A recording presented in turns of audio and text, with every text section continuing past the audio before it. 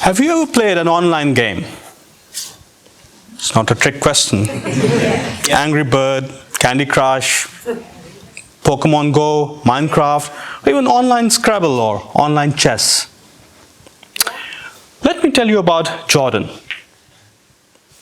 The 12-year-old was bullied at school and he felt like an outcast. He was ridiculed by his siblings at home on a daily basis. And he felt powerless and unsupported. All he wanted was to be included and accepted. One day, his entire life changed. Somebody he knew added him to a gaming group. It felt like freedom.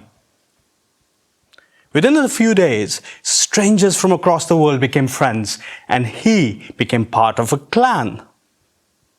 As a member of the clan, he had to fulfill certain criteria. So he immersed himself into this fantasy world, somehow losing himself in the process. The fantasy and reality worlds merged into one. Soon Jordan started to lose track of time. He forgot to shower. He didn't eat for a whole day. Whilst the empty cans of energy drinks kept piling on his desk. As school was online, Jordan didn't see a real person on days. He became more obsessive in supporting his gaming group and unlocking the next level. Soon, he won his first gaming marathon. Sadly, only the other gamers knew the significance of that.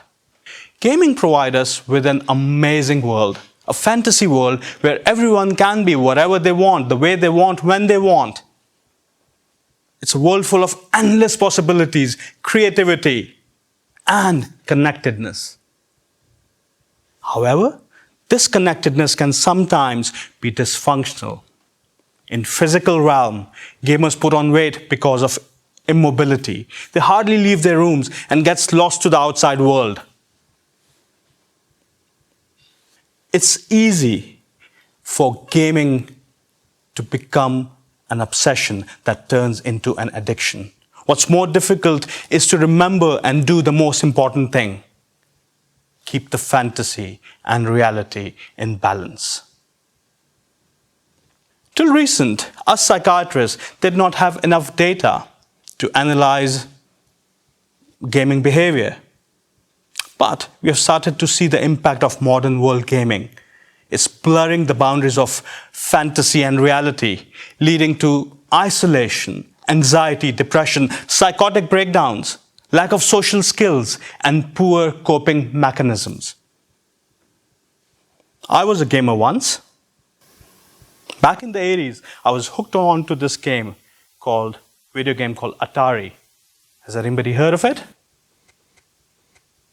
But soon after, within a few months, I lost interest. And apparently, I wasn't the only one. In mid-80s, gaming industry crashed. That was known as the Atari shock. So for that company, Atari, the revenues plunged from $3.2 billion to a mere $100 million in a matter of 2 years. That's 95% loss of revenue. That was the first and the last time that the gaming industry took a hit, and it promised never to again. So what they changed, they brought in new game designs. They incorporated algorithms from casinos, brought concepts like fun failures, hierarchy of stages, and clan cultures that maximize time commitment, which leads to marathon gaming. In order to hook people more, players can have customized characters where they have an opportunity to become what they are not. Small and feeble in reality, big and powerful in fantasy. During a pinnacle stage of my psychiatric training, I decided to go back to gaming. So I bought my PlayStation 3. And just like the 12-year-old Jordan, I got hooked onto it straight away. I lost track of time. For the first weekend, I played for about 24 hours in 2 days. The next day, I felt completely wasted. The subsequent week, I felt that it was taking over my life. So I packed it up and donated it to a charity. I must admit, it took a lot of strength to pack my obsession and addiction in a box and give it away. But I'm glad I did though. Or I may not have finished my training. I realized at a very early stage to keep the fantasy and reality in balance. Unfortunately, not many people are able to do that, and the gaming industry thrives on that obsession. Now, since PlayStation 3, gaming industry has become one of the biggest industries globally, with an annual revenue of $300 billion and still growing. It's bigger than Hollywood, Bollywood, and cable television together. Yeah. Today, I'm going to share the 3 most significant impacts of modern day gaming. Firstly, game thrombosis. Have you heard the term? I thought so. In 2012, a young boy was marathon gaming for about 40 hours with inadequate sleep, poor hydration, and food. Soon after stopping, he collapsed and died of a clot in his lungs. During the COVID lockdown in the UK, a 24-year-old football coach got hooked onto gaming, and he started playing for 7 to 8 hours on end. He felt unwell one day. He got up, collapsed, and died of a clot in his lungs. Immobility, lack of hydration, poor sleep, and stress led to his death. There's a trend of marathon gaming all around the world amongst clans. It's more so in Far East, where they can hire gaming cafes for weeks on end. There are reported deaths globally because of marathon gaming due to game thrombosis. If you are a gamer, please remember to keep the fantasy and reality in balance. Secondly, gaming freakouts.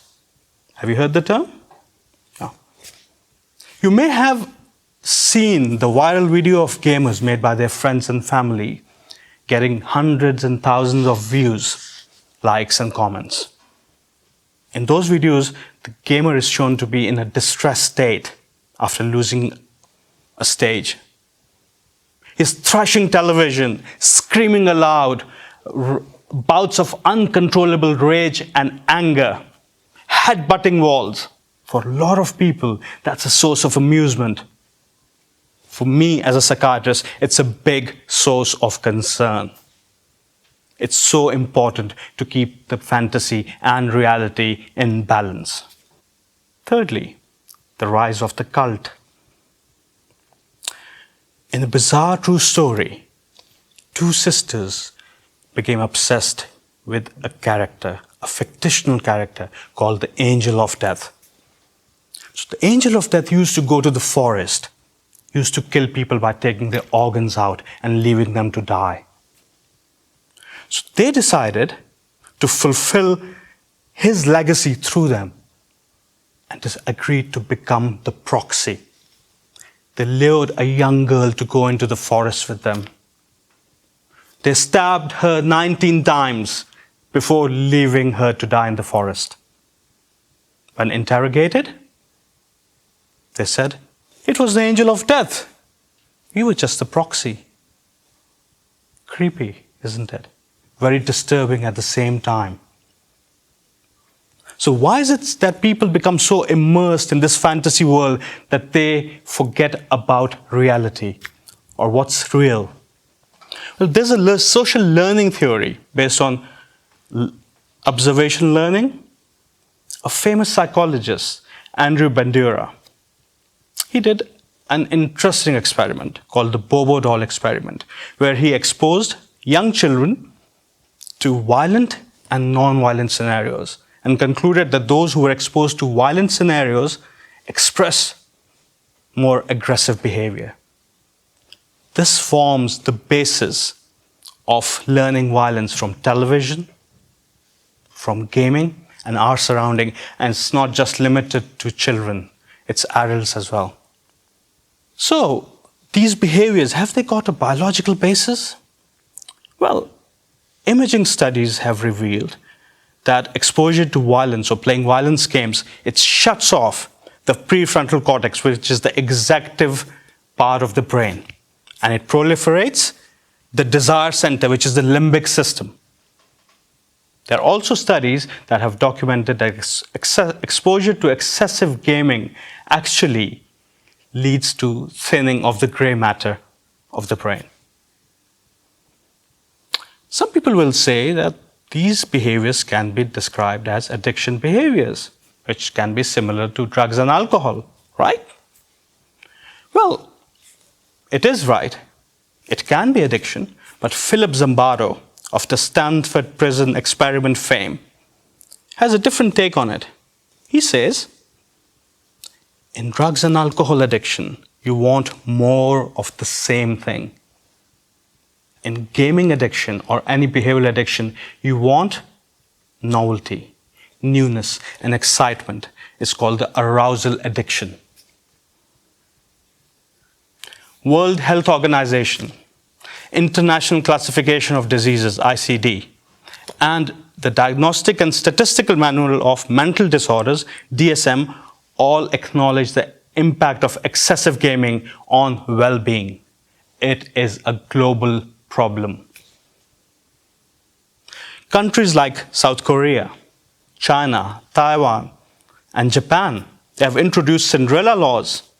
They have brought in legislations, created hundreds of treatment centers, and they have fined parents who allow children to play outside the social hours.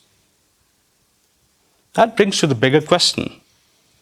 How many treatment centers do we have in the UK? Almost none. And how can we help the situation? Well, it's not just the government's responsibility, it's the ethical responsibility of the gaming industry as well.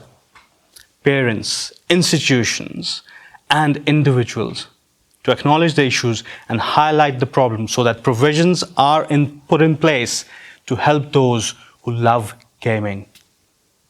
I must admit that gaming is a pleasurable experience. I was a gamer, I know how it feels. But excessive gaming can be detrimental to health. It blurs the boundaries between fantasy and reality. I'll end this by narrating a story of a teenager who, after marathon gaming for 18 hours of a cult classic, decided to throw himself from a high riser. In a note left, he said, I'm going to join the fallen heroes of the game. Sadly, this is a true story. Sadly, he did not keep a balance between fantasy and reality. Gaming disorder is real. Gaming addiction is real. We should help gamers or those who love games to differentiate between what is fantasy and what is real. Thank you very much.